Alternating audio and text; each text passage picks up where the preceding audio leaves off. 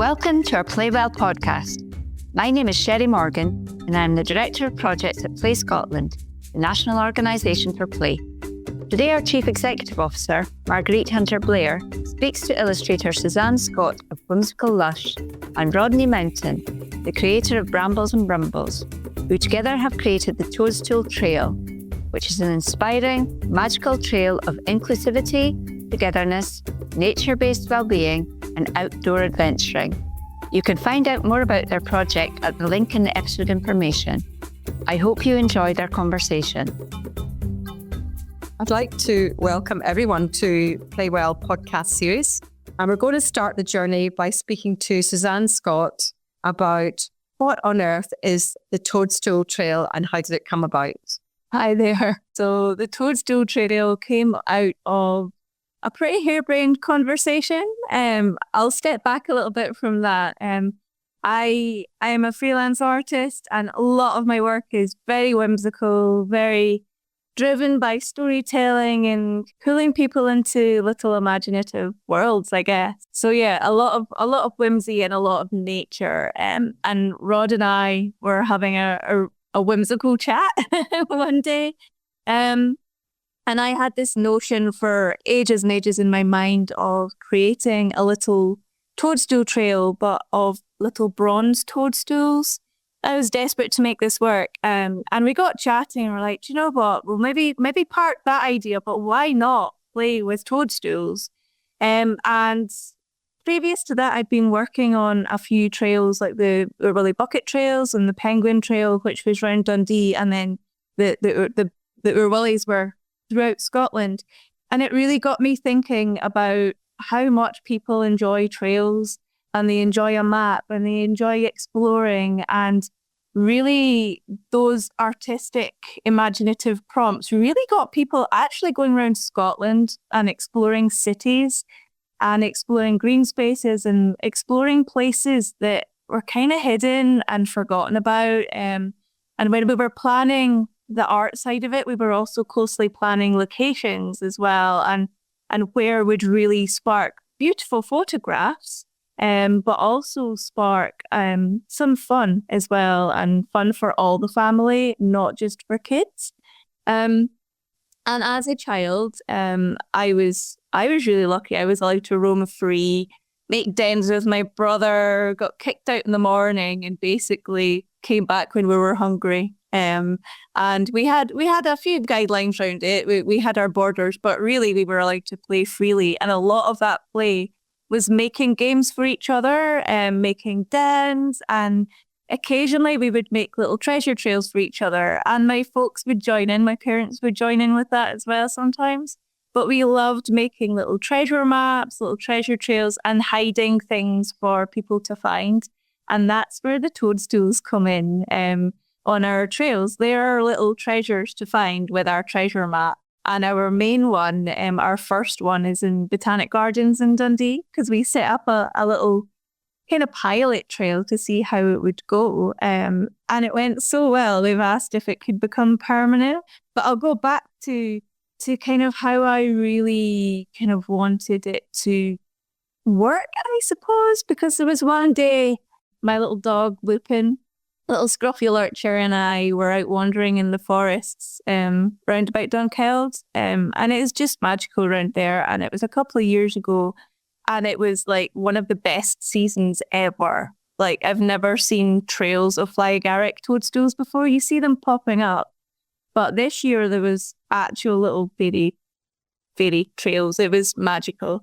So we were out spotting them, and I bore everyone by taking photos of everything I see. But these toadstools are like treasures. The way I like to describe it is getting everybody to shut their eyes and just imagine that you're on the wander with me. So if you wouldn't mind.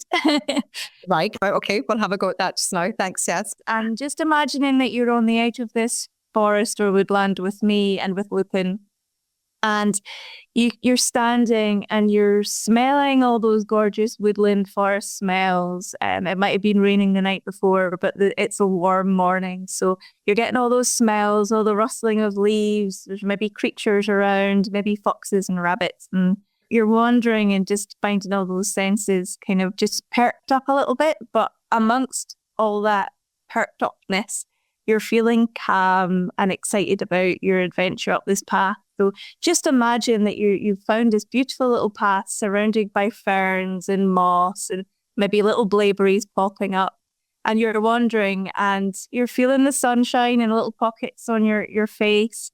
And you're wandering and noticing things. You're noticing the birds. And then all of a sudden you turn a corner and in a sunbeam, there's this bright red toadstool. And you're like, that's amazing. And that's actually what happened. Is like we turned a corner and in a sunbeam was this perfect bright red treasure of a fly agaric toadstool. And they're so fairy tale. They're so fun. They don't even look real.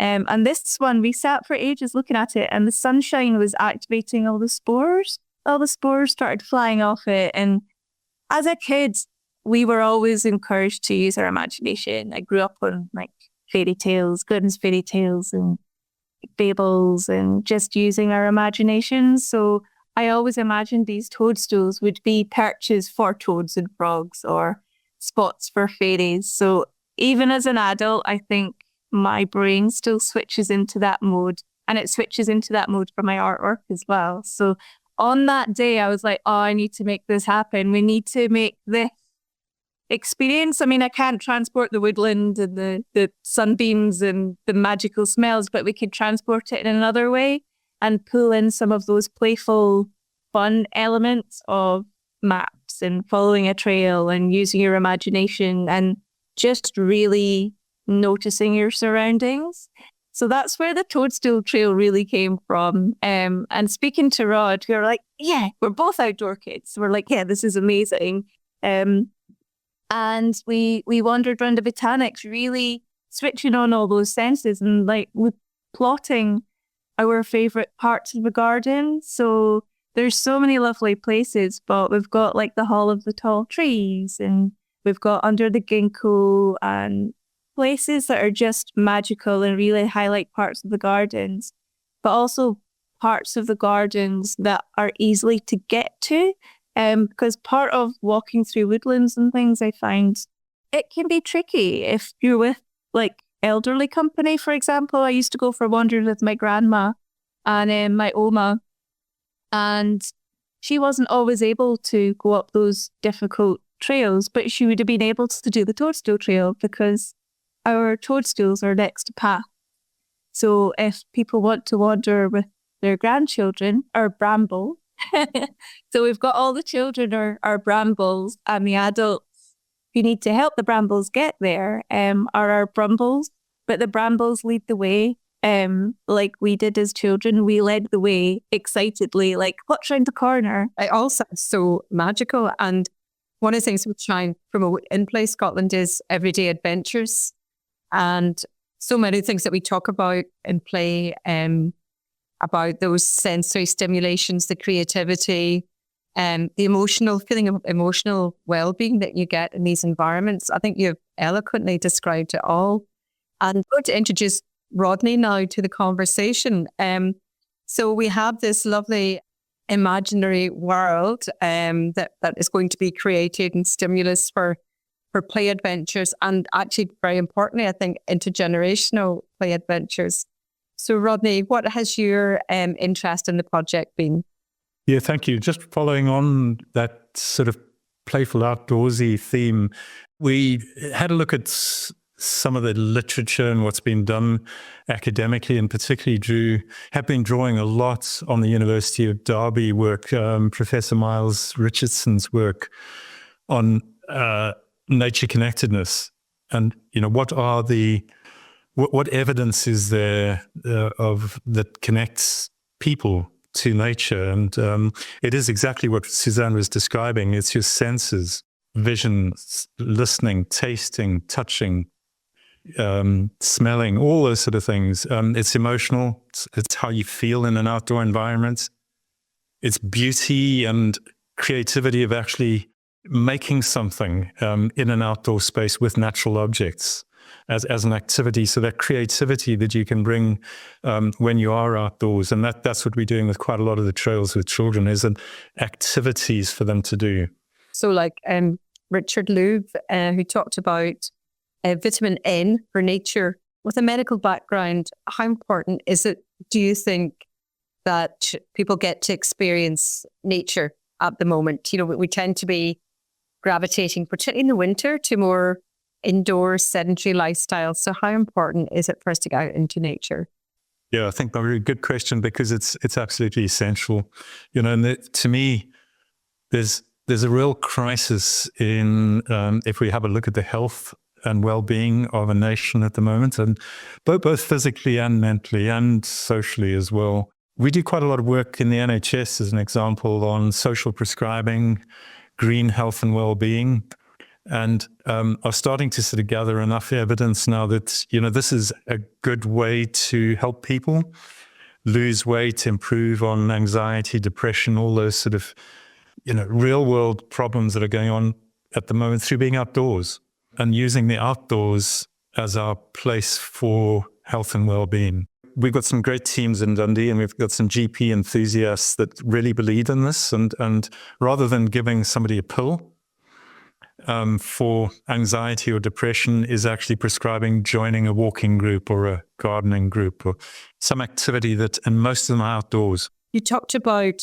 the Botanic Gardens in Dundee, which I've had great experiences of. But I believe there's also pop-up toadstool places that you can go and see as well, toadstool trails. Where else managed to put these in?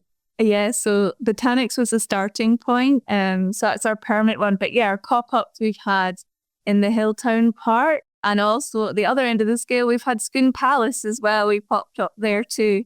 Going back to the Hilltown Park, though, that's in an area in Dundee, and not many people from that area might be able to get across to the Botanic Gardens. So this is very much within the community.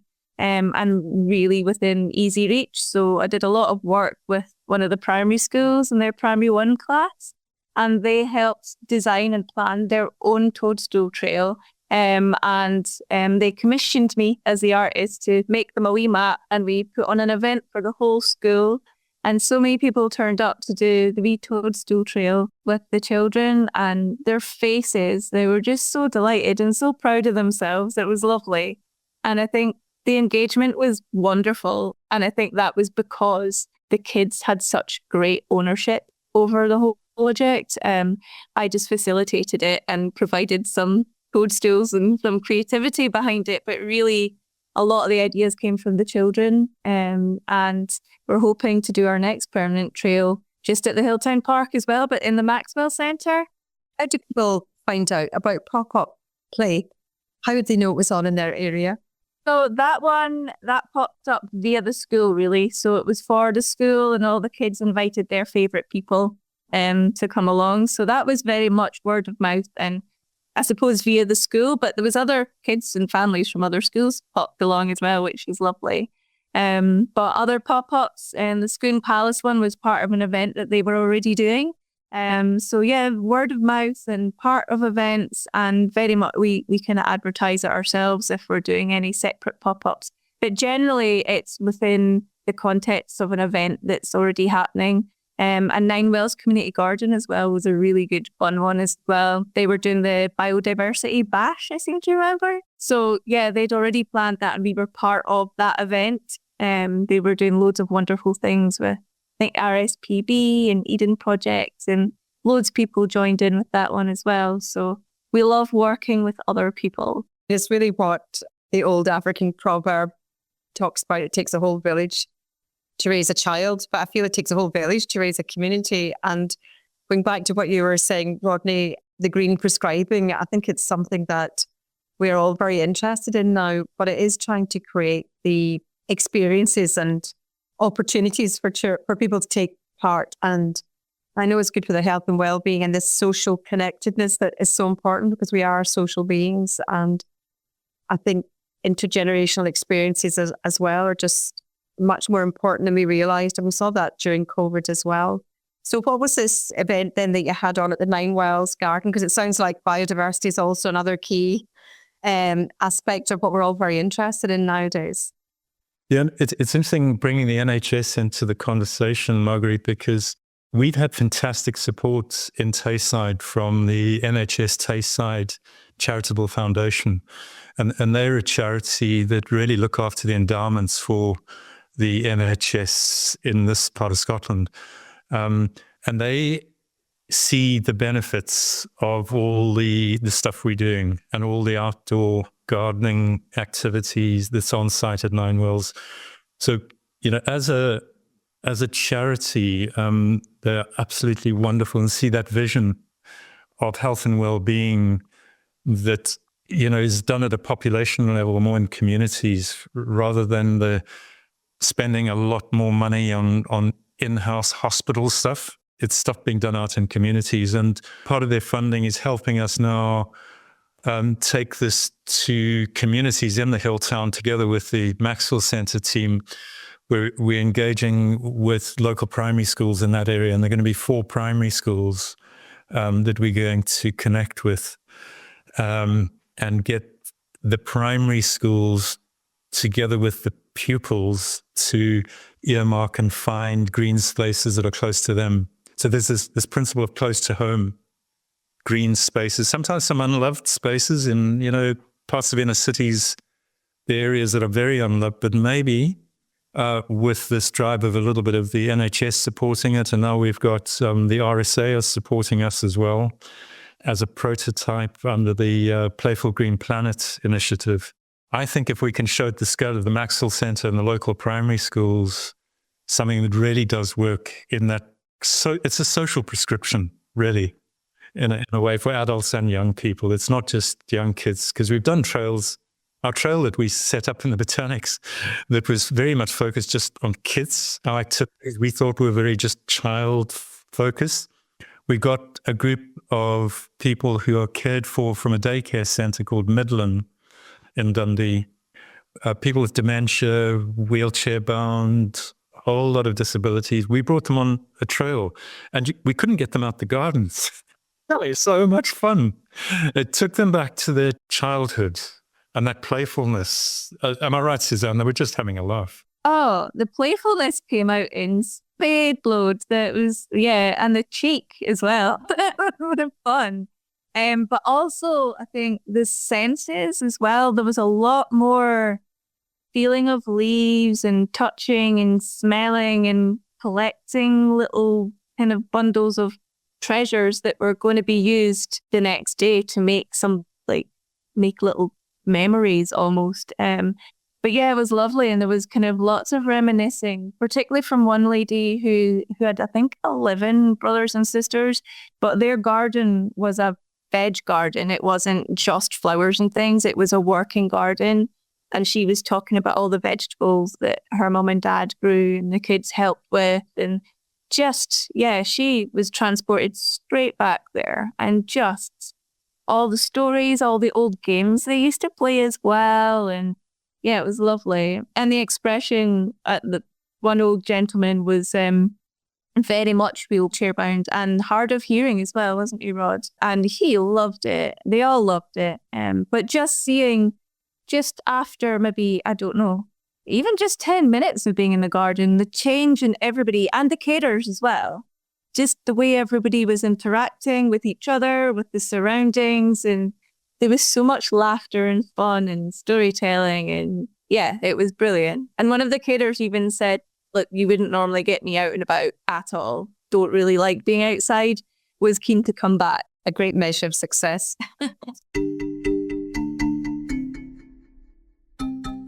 Suzanne, you've talked absolutely lyrically about your childhood memories growing up and play. But Rodney, let's put you on the spot and ask you, what's your favourite memories of playing outside? No, I'd have to go back to Africa, because that's where I grew up. And I suppose to a pre-primary sort of nursery school and primary school years, where we had the luxury of being able to be outdoors easily because of the climate. And we did pretty dangerous stuff when I look back now. We used to go looking for scorpions, positively trying to find snakes, building bear traps. Now, you don't get bears in Africa, but we were building bear traps, that imaginative play of the kid. And I think when I look back, I'm fortunate enough to have parents that were prepared to just let you go out and play, and yes, there were risks. You might come back with a few bruises and a few things, but that freedom to play as a parent, I think is really important when we talk about play, and risky play, I think is important. I think this idea that for a while we kind of viewed children as incompetent and needing to be wrapped up in cotton wool. And the problem that is when you unroll the cotton wool, you can't just force them out the door. It has to be incremental. And I know we can think back with rose-tinted spectacles to when we grew up, but I think trying to create these playful interventions is so important. And yes, as you've both expressed so eloquently to me today, it's not just for children anymore. What is good for children and young people's play experiences is incredibly important to us as adults, but actually even more important for the older generation as well. And it was so nice to hear you say, Suzanne, there about the carers saying, well, I wouldn't normally want to be one of the ones going outside. Because it is for everyone. You don't need to have a condition or a complaint or be in a particular age category. When we do say play is for everyone, we really do mean it. So what about the future now of these Toadstool trails? Have you other plans? Are you planning to go beyond Tayside to anywhere else?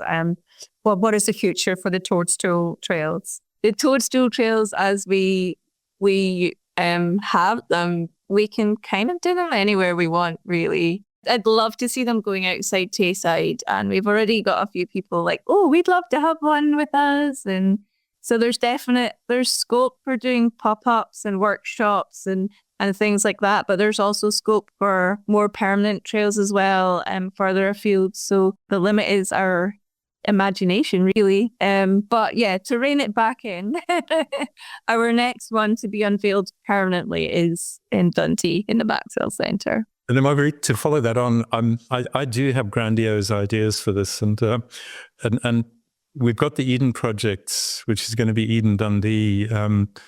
They know what we're doing, and they're very interested in what we're doing. And I think when Eden Dundee opens and becomes a thing, I hope we're going to have quite a lot that we can actually showcase at the Eden project of what the citizens, young and old, of the hill town have actually done for their green spaces and for nature and for the regenerating not only spaces but people. So I think the Eden, to my mind, might become our next. This is a few years' time. Our next place where people can actually tell their stories about the benefits of this, and then grow it that way. Because it's just Suzanne and I. You're doing very well. And it's so interesting that Dundee is just the heart and hub of creativity at the moment. It's absolutely wonderful. And we do work partners there like Scrap Antics and others. So it's just so uplifting to hear about these projects and the potential for them to explode and go further afield. And as you say, you're only limited by your imagination. I thought that was a fantastic. Some people worry about finances and things like that, but it's actually quite nice to think actually we are sometimes very limited by our imagination. And I think one of the other things you talked about there was also not just the lovely green spaces that we know are around Dundee and Tayside, but the unloved spaces are quite difficult sometimes, aren't they, to bring back into community use so people get confidence to use them and they're suitable for community use. So I think you have set yourself a lot of challenges, but they're definitely worthwhile ones. And it's fantastic that you've seen the benefits of what you've done already. So you've mentioned some amazing partners that you're working with at the moment to make these dreams a reality in Dundee. So what other partners or unlikely suspects have you got in mind to bring into the project? Very unlikely one is a medical instrument making company in Sheffield called ChefMed. Wow.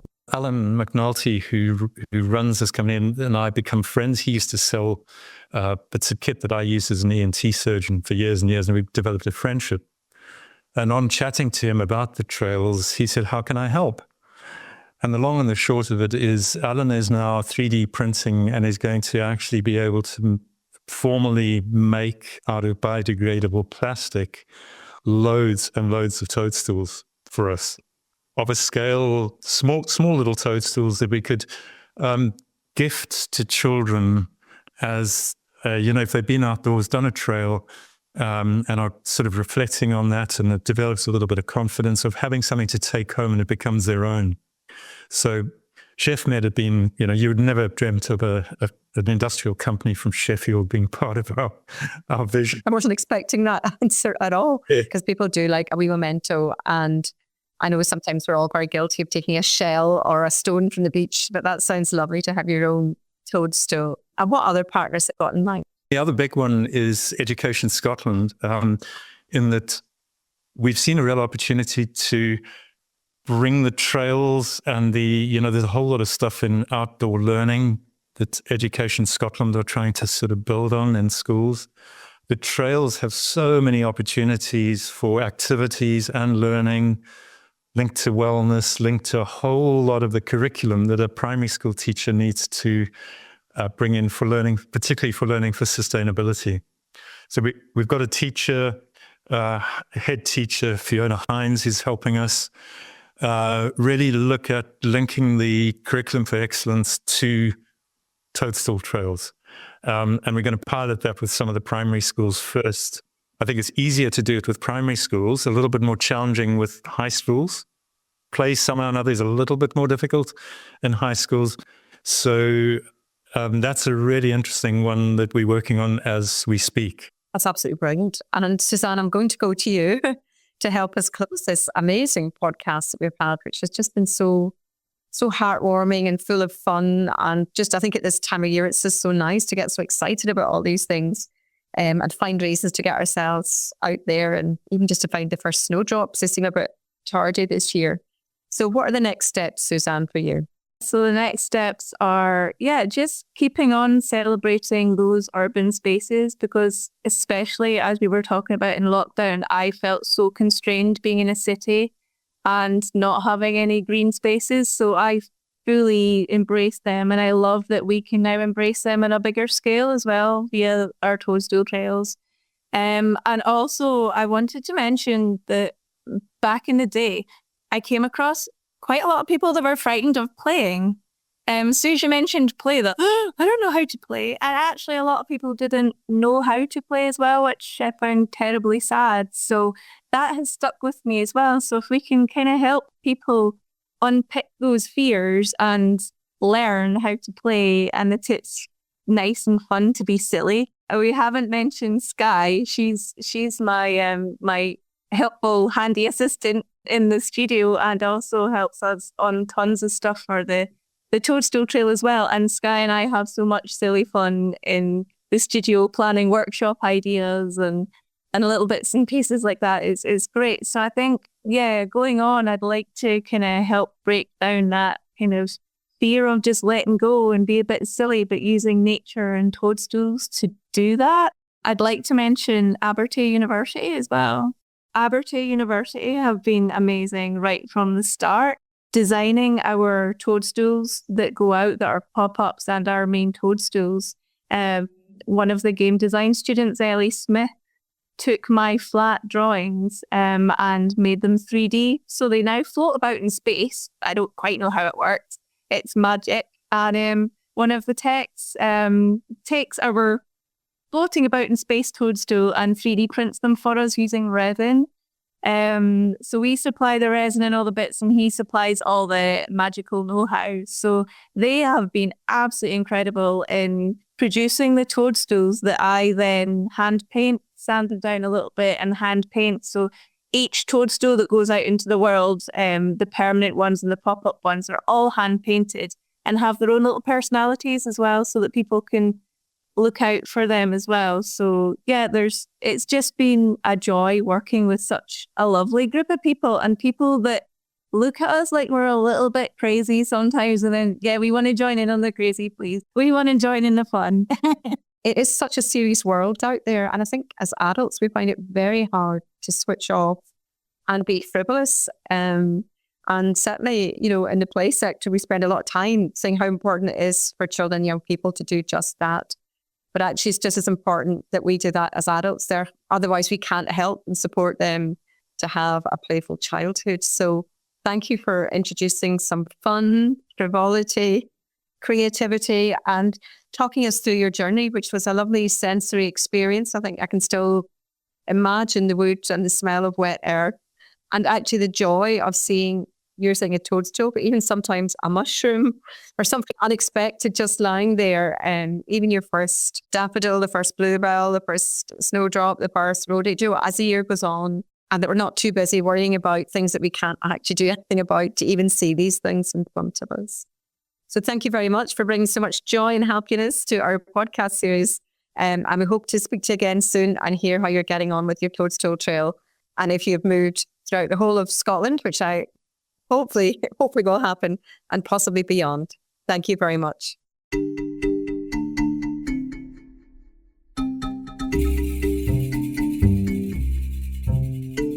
Thank you for joining us on this podcast.